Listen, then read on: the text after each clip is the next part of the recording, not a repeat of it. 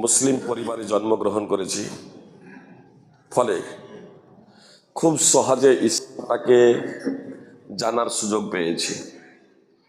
ইসলাম মেনে চলার, ইসলামকে বাস্তবায়ন করার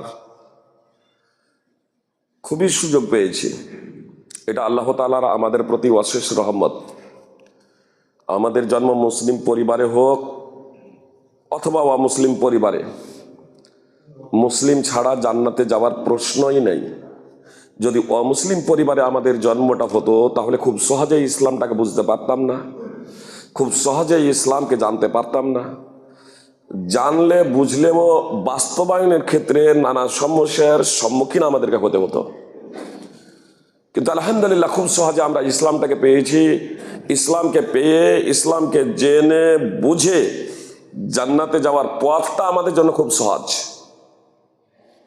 সাধারণত ইসলাম জীবন ব্যবস্থাটাই, ইসলাম ধর্মটাই একেবারে সহজ এবং সরল, কঠিন নয়, কঠিন নয়, একবারে সহজ এবং সরল। যদি আমরা তা বুঝি, বুঝার প্রচেষ্টা করি, তাহলে আমাদের জন্য আল্লাহ তাআলার সন্তুষ্টি অর্জন করা খুব সহজ। কিন্তু দুঃখ হলো যে আমরা এত সহজে ইসলামকে জানার এবং মানার সুযোগ পাওয়া সত্ত্বেও আমরা না ইসলামকে বাস্তবায়ন করি, না ইসলামকে জানার প্রচেষ্টা করি। কেউ আবার জানার চেষ্টা করি তো ফেসবুকের মাধ্যমে, ইউটিউবের মাধ্যমে, গুরু এবং শিক্ষকের মাধ্যমে নয়। ফেসবুক এবং ইউটিউব তো দূরে থাক, কেউ যদি মনে করেন যে বঙ্গানুবাদ দেখে, তর্জমা দেখে ইসলামকে হুবহু বুঝবো, পূর্ণরূপে বুঝবো, তাহলে আমি বলবো তিনি মূর্খতার জগতে বসবাস করছেন। পার্থিব বিষয়ে আমাদের জ্ঞান আছে, দুনিয়ার ব্যাপারে আমরা সচেতন, দুনিয়ার ব্যাপারে আমাদের বিবেক বুদ্ধি আছে। আমাদের মাতৃভাষা বাংলা, মাধ্যমিক পর্যন্ত বাংলা পড়ে নিয়েছি।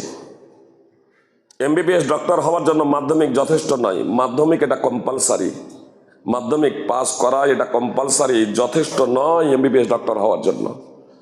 আমরা এখন মাধ্যমিক পর্যন্ত লেখাপড়া করলাম, আর মাধ্যমিক পর্যন্ত লেখাপড়া করার পরে যদি ভাবি যে বইপত্রগুলো তো আমাদের মাতৃভাষা হয়ে গেছে, বাংলায় হয়ে গেছে, আর পড়াশোনা করলাম না গুরুর দ্বারা, যে এমবিবিএসে ভর্তি না হয়ে, এমডিএ ভর্তি না হয়ে, গুরুর কাছে শিক্ষা না নিয়েই সাধারণভাবে আমি যদি পড়াশোনা করি, তাহলে এমবিবিএস ডক্টর আমি হতে পারবো না, এমডি আমি হতে পারবো না। এমনকি আমি যদি বিশেষজ্ঞ টিউশনও পড়ি, বিশেষজ্ঞ ডাক্তারের কাছে টিউশনও পড়ি, প্রাইভেটও পড়ি, তাহলেও কিন্তু আমি সেই ডিগ্রি ব্যবহার করতে পারবো না। আমি নিজেকে এমডি আর এমবিবিএস ডাক্তার বলে পরিচয় দিতে পারবো না। এটা ততক্ষণ আমি পারবো যতক্ষণ পর্যন্ত প্রশাসনের নজর এড়িয়ে যাব। কিছুদিন আগেই যখন ধরপাকড় যখন শুরু হয়, যারা ভুয়ো ডাক্তার ছিল, এমবিবিএস পাস করেনি, এমডি পাস করেনি, এমনি শুধু সাইনবোর্ড লাগিয়ে দিয়েছিল, দু একটা ধরপাকড় হতেই দেখেছে যে সব খুলে ফেলে দিয়েছে। তো দুনিয়ার ব্যাপারে, পার্থিব ব্যাপারে আমাদের বিবেক বুদ্ধি আছে, কিন্তু ধর্মের ব্যাপারে গুরুর কাছে, ওস্তাদের কাছে, আমি কথা বলছি না আপনাকে মাদ্রাসায় পড়তেই হবে, মাদ্রাসায় পড়তেই হবে এ কথা আমি বলছি না। তবে একজন গুরু, ধর্মীয় পণ্ডিত, যেমন অতীতে সাহাবাদের যুগে, তাবেঈনদের যুগে স্বয়ং রাসূল সাল্লাল্লাহু আলাইহি সাল্লামের নিকটে মানুষ আসতো, শিখতো। পরবর্তীতে সাহাবা, তাবেঈন, তাবা তাবেঈন, মুহাদ্দিসদের নিকটে, ইমামদের নিকটে মানুষ গোল টেবিল হয়ে বসতেন, এইরকম মসজিদে গোল টেবিল হয়ে বসতেন। তারা সেখান থেকে শিক্ষা অর্জন করতেন, তারা জ্ঞানার্জন করতেন। ইদানিং অবশ্য সেই সিস্টেমটা উঠে গেছে, এখন মাদ্রাসা। ইসলামকে জানার জন্য, কোরআন এবং সুন্নাহকে জানার জন্য আমাকে আপনাকে মাদ্রাসা অধ্যয়ন করতে হবে। মাদ্রাসায় আপনাকে পড়াশোনা করতে হবে যদি প্রকৃত অর্থে আমি এবং আপনি যদি আলেম যদি হতে চাই। আর আমি যদি বলি যে আমি সাধারণ থাকবো, আমি আলেম হব না, প্রত্যেকেই আলেম হতে হবে এমনটি বিষয় নয়, তাহলে আমি এবং আপনি যে কাজটা করব সেই কাজ সম্পর্কে আমাকে জ্ঞান অর্জন করতে হবে, এটা কম্পালসারি। আর এদিকেই মুহাম্মদ সাল্লাল্লাহু আলাইহি সাল্লাম ইঙ্গিত করে বলেছেন, তালাবুল ইলমি ফারিদাতুন আলা কুল্লি মুসলিম, প্রত্যেক মুসলিমের জন্য জ্ঞান অর্জন করা অপরিহার্য কর্তব্য। আপনি যে নামাজ পড়বেন, আগে আপনাকে নামাজ জানতে হবে, নামাজের বিধিবিধান কি।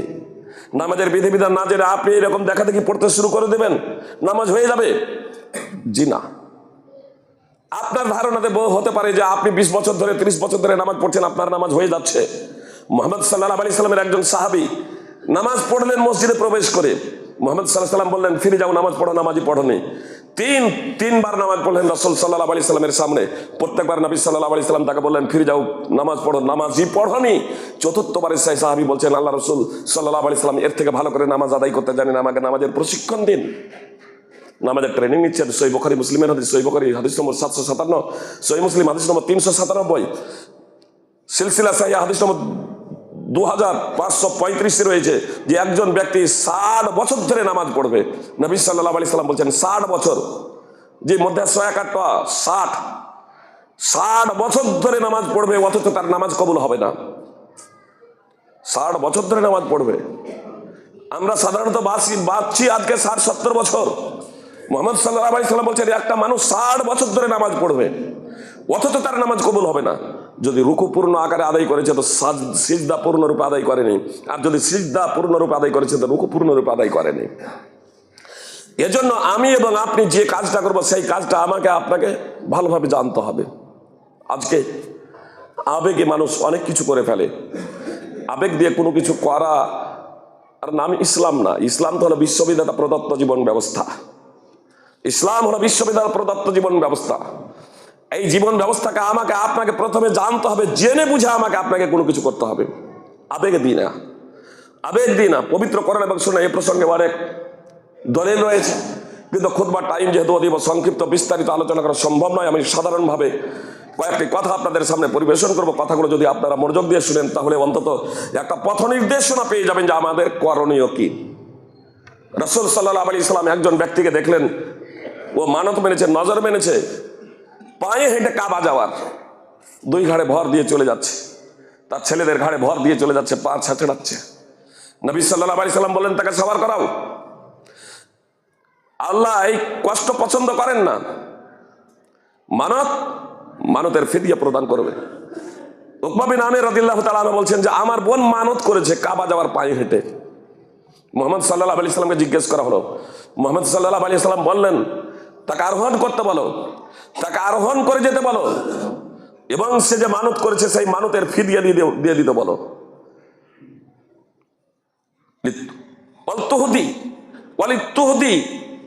বাদানা, সে যাতে একটা বাদানা, একটা উট যাতে ওই মানতের কাফারা দিয়ে দেয়। আল্লাহ রাসূল সাল্লাল্লাহু আলাইহি সাল্লাম মানত করেছে পায়ে হেঁটে কাবা যাবে। যে আগে আমাকে আপনাকে জানতে হবে ধর্মটা কি, তারপরে আমাকে আপনাকে সেই ধর্মটাকে পালন করতে হবে। না জেনে শুনে আমাকে আপনাকে ধর্ম পালন করলে হবে না। যতই ভালো নিয়াত, লক্ষ্য এবং উদ্দেশ্য থাক না কেন, আপনি বলবেন যে আমার লক্ষ্য উদ্দেশ্য খুব ভালো। লক্ষ্য উদ্দেশ্য শুধু ভালো হলেই হবে না, লক্ষ্য উদ্দেশ্য ভালোর সাথে সাথে নিয়াতটা ভালো হওয়ার সাথে সাথে পথ এবং বস্তুটাও ভালো হওয়া চাই। কুরবানি আপনারা জানেন কোরআন সুন্নাহ দ্বারা সাব্যস্ত। কুরবানি কোরআন এবং সুন্নাহ দ্বারা সাব্যস্ত।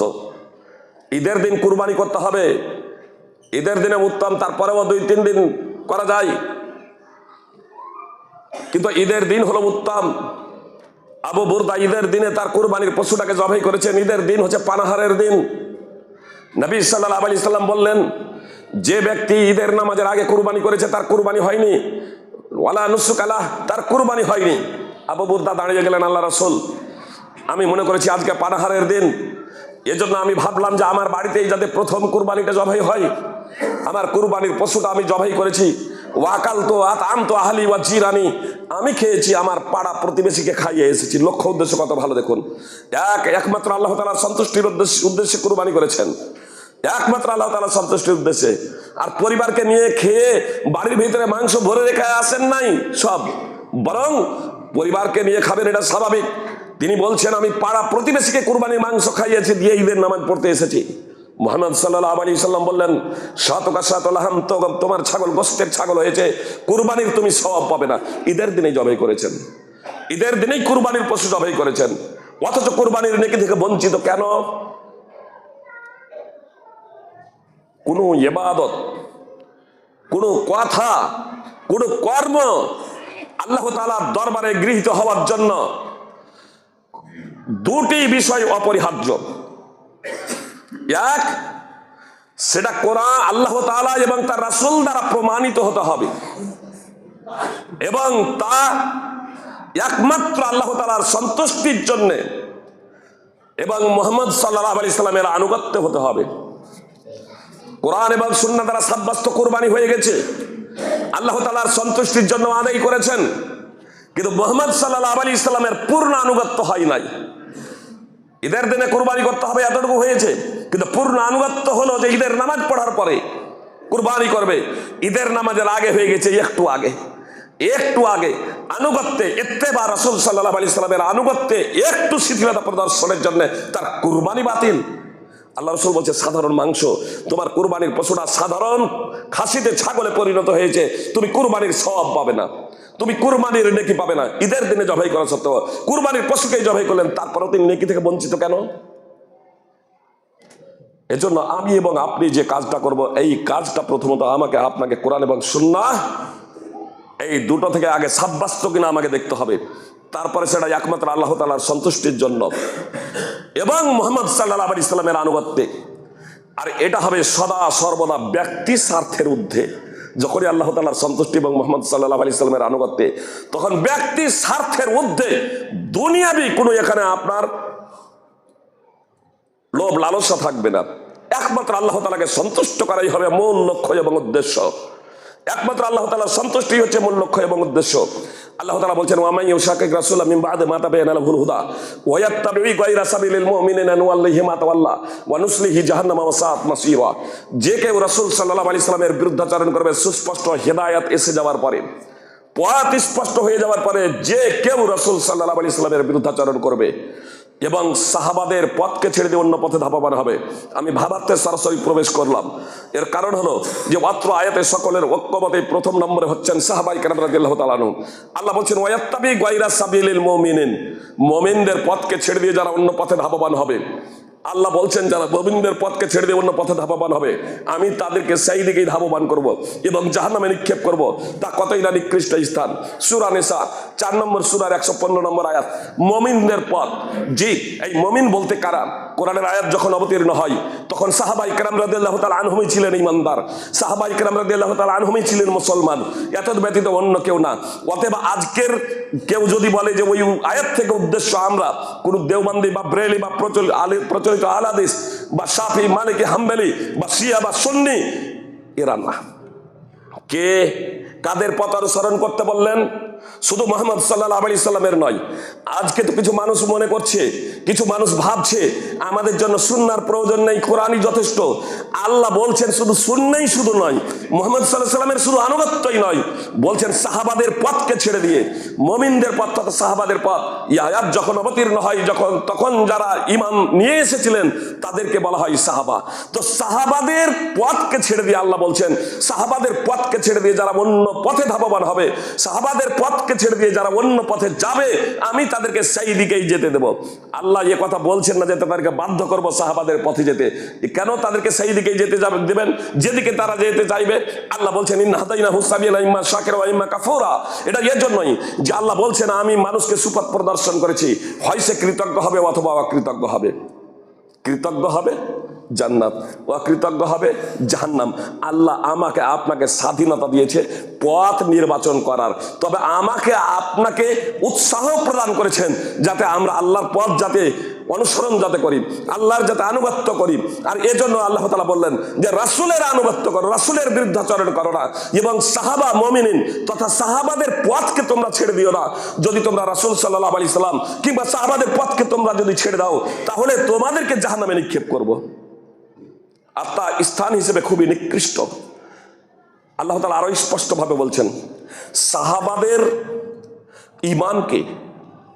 সেই সময় যারা মুহাম্মদ সাল্লাল্লাহু আলাইহি ইসলামের জীবদ্দশাতেই যারা তখনও ইমান আনয়ন করায়নি, ইহুদি খ্রিস্টান মুশরিক অগ্নি পূজক তথা কিয়ামতের আগে পর্যন্ত যত মানুষ জন্মগ্রহণ করবে, আমরা সবাই হলাম তারা। এই তারা কখন হেদায়েত প্রাপ্ত হবে, এই তারা কখন সুপথের পথিক হবে? আল্লাহ তাআলা বলছেন, ফাইন আমানু বিমিসলি মা আমানতুম বিহি ফাকাদ ইহতাদাউ, যদি তারা তোমাদের মতো ঈমান নিয়ে আসে। তোমাদের বলতে কারা আর তারা বলতে কারা? প্রথমত এই দুটো শব্দ আমাদের বুঝে নিতে হবে, তারা এবং তোমাদের। আল্লাহ বলছেন কোরআনে সূরা বাকারা 2 নম্বর সূরার 137 নম্বর আয়াতে, যদি তারা তোমাদের মতো ঈমান নিয়ে আসে। এই কোরআনের আয়াত যখন অবতীর্ণ হয়, তখন যারা ঈমান নিয়ে এসেছিলেন তারাই হলেন তোমাদের, তারাই হলেন তোমাদের যারা ঈমান নিয়ে এসেছিলেন। এই জন্য আল্লাহ বলছেন তোমাদের মতো যারা ঈমান নিয়ে আসবেন। এত দ্বারা বোঝা যাচ্ছে যে তখন যারা ঈমান নিয়ে এসেছিলেন তাদের ঈমানকে তারাদের জন্য মানদণ্ড নির্ধারণ করছেন।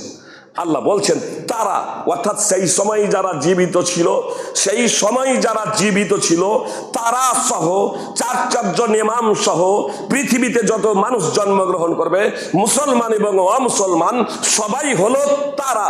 এই তারারা কখন হেদায়েত প্রাপ্ত হবে?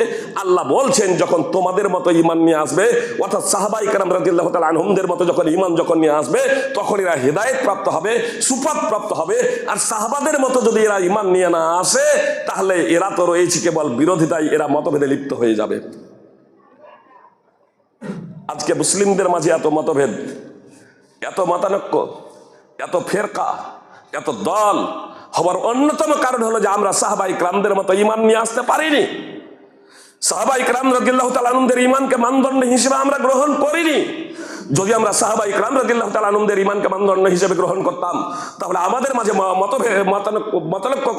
মতভেদ করে দল দল ফেরকা ফেরকা আমরা হয়ে যেতাম না। কোন ক্ষেত্রে মতভেদ হতে পারে সাময়িক, এটা স্বাভাবিক। সাহাবায়ে কেরাম রাদিয়াল্লাহু তাআলা আনহুদের মাঝেও ছিল। বিস্তারিত আলোচনা করার সময় নেই, শুধু একটা উদাহরণ আপনাদের দেব। একদা মদিনা থেকে কিছু লোক এসে ইবনে আব্বাস রাদিয়াল্লাহু তাআলা আনহুকে জিজ্ঞেস করলো মক্কায়, আচ্ছা হজের সময় জিজ্ঞেস করেছিলেন বিদায়ী তওয়াফ কোনো মহিলা যদি ঋতুবতী হয়ে যায়, তাহলে সে বিদায়ী তওয়াফ করবে কি করবে না?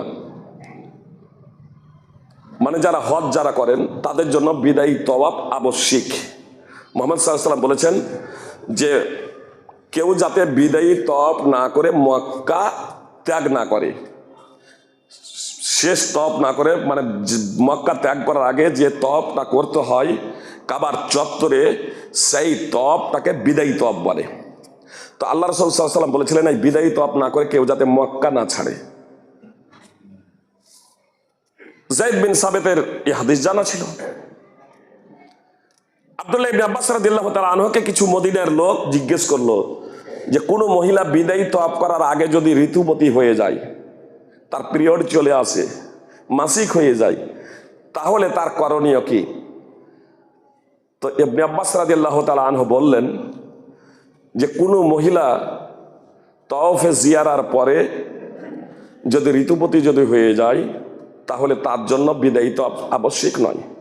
এক কথায় বিদায়ী তওয়াফ ঋতুবতী মহিলাদের জন্য আবশ্যিক নয়, তারা মক্কা ত্যাগ করতে পারেন। তখন ওই মদিনার লোকগুলো বলল আমরা আপনার আনুগত্য করব না, যায়েদ বিন সাবিতের কথা ছেড়ে দিয়ে আপনার আনুগত্য করব না। আর যায়েদ বিন সাবিত তো বলছেন যে ঋতু হলেও তাদেরকে বিদায়ী তওয়াফ করতে হবে, যেহেতু ওই অবস্থায় করা যাবে না, এজন্য তারা মক্কায় অবস্থান করবে, পবিত্র হবে, তারপরে বিদায়ী তওয়াফ করবে, তারপরে মক্কা ত্যাগ করবে। তখন ইবনে আব্বাস রাদিয়াল্লাহু তাআলা আনহু বলেছিলেন যাও উম্মে সুলাইম রাদিয়াল্লাহু তাআলা আনহাকে জিজ্ঞেস করবে, আনসারী উম্মে সুলাইম রাদিয়াল্লাহু তাআলা আনহাকে জিজ্ঞেস করবে। তারা মদিনায় গেল। মদিনায় যাওয়ার পরে উম্মে সুলাইম রাদিয়াল্লাহু তাআলা আনহাকে জিজ্ঞেস করলেন।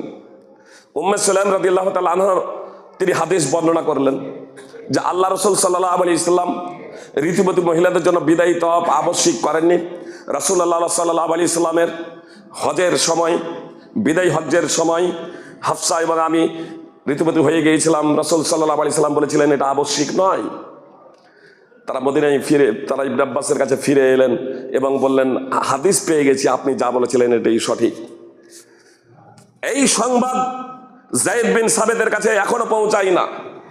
এরপরে যায়েদ বিন সাবেতের সাক্ষাৎ হয়ে গেল আব্দুল্লাহ ইবনে আব্বাসের কাছে, যে আব্দুল্লাহ ইবনে আব্বাস ফতোয়া দিচ্ছেন ঋতুবতী মহিলাদের জন্য বিদায়ী তওয়াফ আবশ্যিক নয়। সাক্ষাৎ হলে যায়েদ বিন সাবেত, তিনি বয়সে বড়, ওহির লেখক, যেই ওহির লেখক ছিলেন বয়সে বড় যায়েদ বিন সাবেত। এই যায়েদ বিন সাবেত ইবনে আব্বাসকে দেখার পরে বলছেন, এই ইবনে আব্বাস, শুনছি আপনি নাকি ফতোয়া দিচ্ছেন বিদায়ী তওয়াফ ঋতুবতী মহিলাদের জন্য আবশ্যিক নয়। বলছে হ্যাঁ। তো যায়েদ বিন সাবেত বলছেন, আর এই ফতোয়া দেবেন না। মতানৈক্য হলো, মতানৈক্য হবে, এটা স্বাভাবিক। বলছেন আপনি ফতোয়া দেবেন না।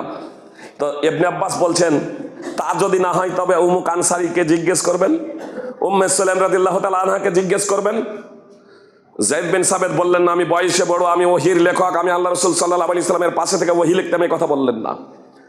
তিনি শান্তভাবে শুনে চুপ করে গেলেন। উম্মে সুলাইম রাদিয়াল্লাহু তাআলা আনহাকে জিজ্ঞেস করলেন, আর উম্মে সুলাইম রাদিয়াল্লাহু তাআলা আনহা রাসূল সাল্লাল্লাহু আলাইহি সাল্লাম থেকে হাদিস শুনিয়ে দিলেন। তিনি আম হাদিস, ব্যাপক হাদিস জানতেন, কমন হাদিস জানতেন, যে বিদায়ী তওয়াফ না করে কেউ যাতে মক্কা না যায়। কিন্তু ঋতুবতী মহিলাদের জন্য যে স্পেশাল হাদিস আছে, এই হাদিস সম্পর্কে অবগত ছিলেন না। ফলে এই হাদিস যখন উম্মে সুলাইম রাদিয়াল্লাহু তাআলা আনহার কাছে শুনলেন, তিনি লজ্জিত হলেন না। যে তিনি লজ্জিত হলেন না, আমরা মনে ভাবি আমার ভুলটা ধরা পড়ে গেল তো আমি হেরে গেলাম, আমি পরাজিত হলাম, তা না। যায়েদ বিন সাবিত হাদিস শোনার পরে ইবনে আব্বাস রাদিয়াল্লাহু তাআলা আনহুর কাছে আসছেন হাসতে হাসতে, ওয়া হুয়া ইয়াদহাকু, হাসতে হাসতে আসছেন আর বলছেন, ওয়া মা আরাকা ইল্লা কাদ সাদাকতা, আপনার কথাই সঠিক, আপনার কথাই সঠিক। তিনি তার মতকে, যায়েদ বিন সাবিত তার মতকে প্রত্যাহার করেছেন। সহিহ মুসলিম হাদিস নম্বর 2813, সহিহ বুখারীতে সংক্ষিপ্তভাবে হাদিস রয়েছে। সুপ্রিয় ভাতৃবৃন্দ, সাহাবায়ে কেরামদের মাঝে মতানৈক্য হয়েছে, মতভেদ হয়েছে, কিন্তু যখনই তারা দলিল জানতে পেরেছেন তখন তারা দলিলকে তারা মেনে নিয়েছেন, দলিলের কাছে আত্মসমর্পণ করেছেন, দলিলের কাছে আত্মসমর্পণ করেছেন। এই জন্যই আল্লাহ তাআলা বলছেন, এটা হচ্ছে সাহাবায়ে কেরামদের পথ, কোরআন এবং সুন্নাহ। কোরআন এবং সুন্নাহকে মেনে নিতে হবে। যখনই কোরআন সুন্নাহ আপনার কাছে স্পষ্ট হয়ে যাবে, তখন কোনো প্রকারের যুক্তি চলবে না। স্বয়ং ইবনে আব্বাসকে দেখুন, একদা তিনি ফতোয়া দিতেন খুব সাধারণভাবে, যেহেতু খুতবার টাইম একবারে সংক্ষিপ্ত। ইবনে আব্বাস স্বয়ং ফতোয়া দিতেন, নগদে যদি টাকা যদি কম বেশি করা যদি যায় ভাঙানি, তাহলে কোনো সমস্যা নেই। উদাহরণস্বরূপ, আপনি আমাকে বলছেন 500 টাকা ভাঙিয়ে দেন, তো আমি বলছি 400 টাকা দেবো, 500 টাকা ভাঙিয়ে নেবেন তো 400 টাকা দেবো। ইবনে আব্বাস বলছেন, প্রথমে বলতেন যে এই ফতোয়া কোনো সমস্যা নেই, নগদে হলে কোনো সমস্যা নেই, আর যদি বাকিতে হয় তাহলে এটা সুদ, এটা না জায়েজ, হারাম। আবুল জাওজা, তিনি তার কাছ থেকে যখন থেকে এই ফতোয়া শুনেছিলেন, তার এলাকাতে গিয়ে এ ফতোয়া দিয়েই চলেছেন, নগদে লেনদেন যদি করা যদি হয়, টাকা পয়সা কম বেশি যদি হয় তাহলে কোনো সমস্যা নেই। পরবর্তীতে আপনার আবুল জাওজার নিকটে একটা সংবাদ পৌঁছালো যে এই ফতোয়াটা সঠিক নয়। মক্কা তিনি গেলেন, আর মক্কা গেলেন সেই সময় যখন ইবনে আব্বাস এবার বৃদ্ধ হয়ে গেছেন। ফতোয়া দিয়েছিলেন যুবক অবস্থায়, এখন বৃদ্ধ হয়ে গেছেন। আর বৃদ্ধ হয়ে যাওয়ার পরে ইবনে আব্বাসকে জিজ্ঞেস করছেন যে, আবুল জাওজা, যা শুনছি আপনি নাকি আপনার ফতোয়াটা প্রত্যাহার করে নিয়েছেন, অথচ আপনাকে যখন জিজ্ঞেস করেছিলাম, আপনি যখন ফতোয়া দিয়েছিলেন, তখন থেকে নিয়ে এখন পর্যন্ত আমি এই ফতোয়াই দিয়ে যাচ্ছি, কোনো সমস্যা নেই। আপনার অর্থের টাকা নগদে যদি কম বেশি যদি করা হয় তাহলে কোনো সমস্যা নেই, কিন্তু আপনি ফতোয়া দিয়েছেন নাকি এটা চলবে না, প্রত্যাহার করে নিয়েছেন আপনার মত। তো বলছেন যে হ্যাঁ, এই আবু সাঈদ খুদরী রাদিয়াল্লাহু তাআলা আনহু নবী সাল্লাল্লাহু আলাইহি ওয়াসাল্লাম থেকে হাদিস বর্ণনা করেছেন যে এটা সুদ। এর জন্য ফাতারাতু রাই ইলা হাদিসে রাসূলুল্লাহ সাল্লাল্লাহু আলাইহি ওয়াসাল্লাম, আমি রাসূল সাল্লাল্লাহু আলাইহি ওয়াসাল্লামের হাদিসের কারণে আমার ব্যক্তিগত মতামত রায়কে বিসর্জন দিয়ে দিয়েছি। আমার মতামত, আমার রায়কে আমি বিসর্জন দিয়েছি রাসূল সাল্লাল্লাহু আলাইহি ওয়াসাল্লামের হাদিসের কারণে। দেখুন কিভাবে সাহাবায়ে কেরাম রাদিয়াল্লাহু তাআলা আনহুম দীর্ঘদিন যাবত হয়তো একটা ফতোয়া দিয়েছেন, যখনই বুঝতে পারলেন যে ফতোয়া ভুল, সঙ্গে সঙ্গে প্রত্যাহার করে নিচ্ছেন। হাদিস, মানহাজ সাহাবায়ে কেরাম এবং সাহাবায়ে কেরামদের জন্য আবশ্যিক কেন মানহাজ? আল্লাহ তাআলা সাহাবায়ে কেরামদের মতো আমাদেরকে ঈমান আনতে বললেন। যদি ঈমান নিয়ে আসো তবে হক পথের পথিক হবে, হেদায়েত প্রাপ্ত হবে, আর না হলে তোমরা বিরোধিতায় লিপ্ত হবে, মতভেদে লিপ্ত হয়ে যাবে।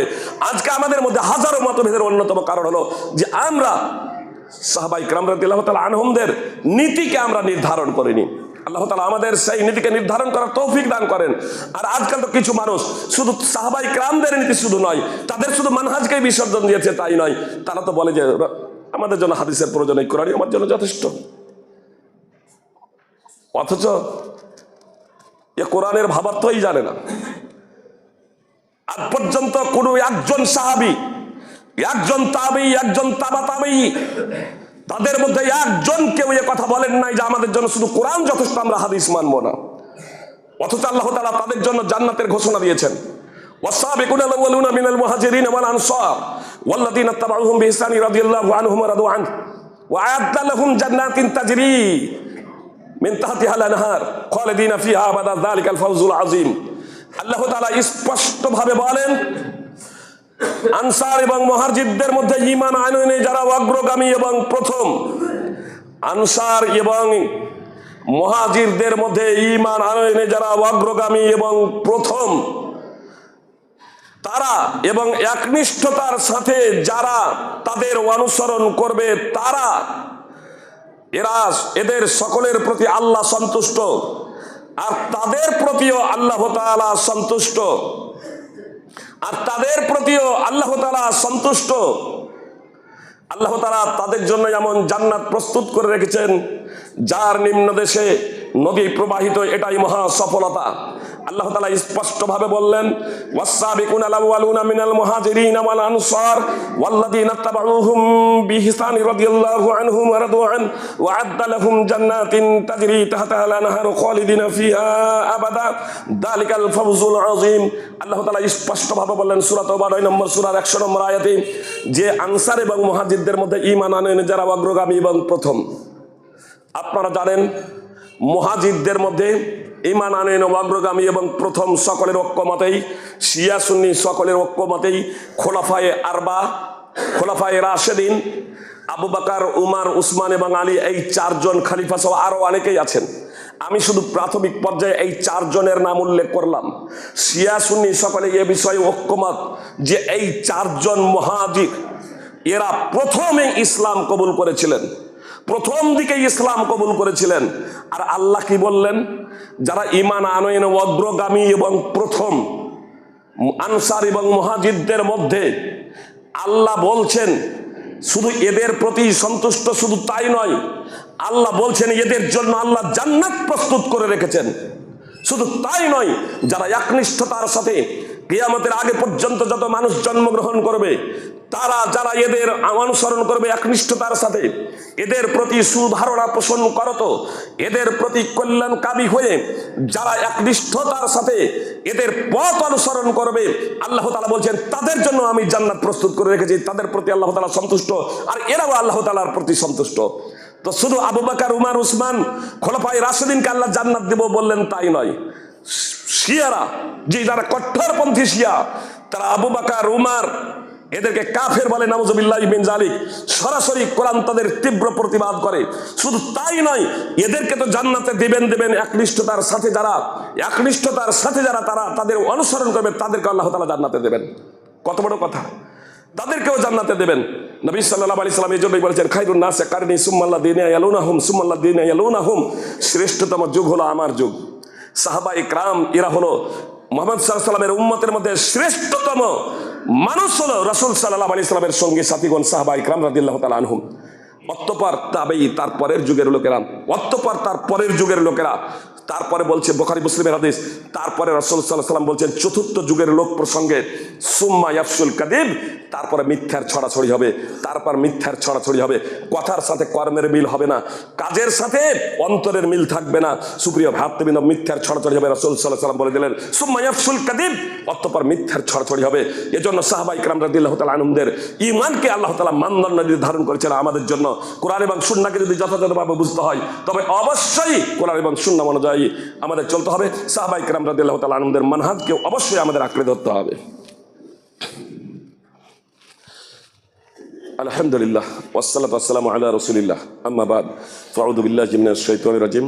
ইন্নাল্লাহা ওয়া মালাইকাতাহু ইউসাল্লুনা আলান নবী ইয়া আইয়ুহাল্লাযীনা আমানু সাল্লু আলাইহি ওয়া সাল্লিমু তাসলিমা। আল্লাহুম্মা সাল্লি আলা মুহাম্মাদ ওয়া আলা আলি মুহাম্মাদ কামা সাল্লাইতা আলা ইব্রাহিম ওয়া আলা আলি ইব্রাহিম ইন্নাকা হামিদুম মাজিদ। আল্লাহুম্মা বারিক আলা মুহাম্মাদ ওয়া আলা আলি মুহাম্মাদ কামা বারাকতা আলা ইব্রাহিম ওয়া আলা আলি ইব্রাহিম ইন্নাকা হামিদুম মাজিদ। সুপ্রিয় ভাতৃবৃন্দ, খুতবার টাইম শেষ, বক্তব্য এদি করে দিচ্ছি। শুধু এ কথা বলে যে 25শে ডিসেম্বর বা নববর্ষ জানুয়ারি যে আসছে, জি, ইসলামে এর কোনো ভিত্তি নেই। মিলাদুন নবীকেও আপনারা বিশেষ করে আহলে হাদিসরা মান্যতা দেন না, আর এটাই সঠিক। সেখানে 25শে ডিসেম্বর আপনি কিভাবে পালন করতে পারেন? নববর্ষ আপনি কিভাবে পালন করতে পারেন? বিজাতীয় সংস্কৃতি যা থেকে রাসূল সাল্লাল্লাহু আলাইহি সাল্লাম আমাদেরকে কঠোরভাবে নিষেধ করেছেন। এজন্য আপনাদের কাছে আমার বিনীত অনুরোধ, অবশ্যই ইসলামে আনন্দ বিনোদন আছে, কিন্তু অন্য কারো ধর্মীয় উৎসবের দিনগুলোকে আপনি এড়িয়ে যাবেন। শিরক বিদআত কুসংস্কার থেকে সর্বতভাবে বিরত থাকবেন, নিজে বিরত থাকবেন, সন্তান সন্ততি পাড়া প্রতিবেশীকে বিরত থাকার জন্য সর্বাত্মক প্রচেষ্টা করবেন। আল্লাহ তাআলা আমাদের প্রত্যেকে পবিত্র কোরআন ও সুন্নাহ অনুযায়ী জীবনযাপন করার তৌফিক দান করেন। আমিন। আকুলু কাউলি হাযা আস্তাগফিরুল্লাহ লি ওয়া লাকুম ওয়া লিসাইরিল মুসলিমিন।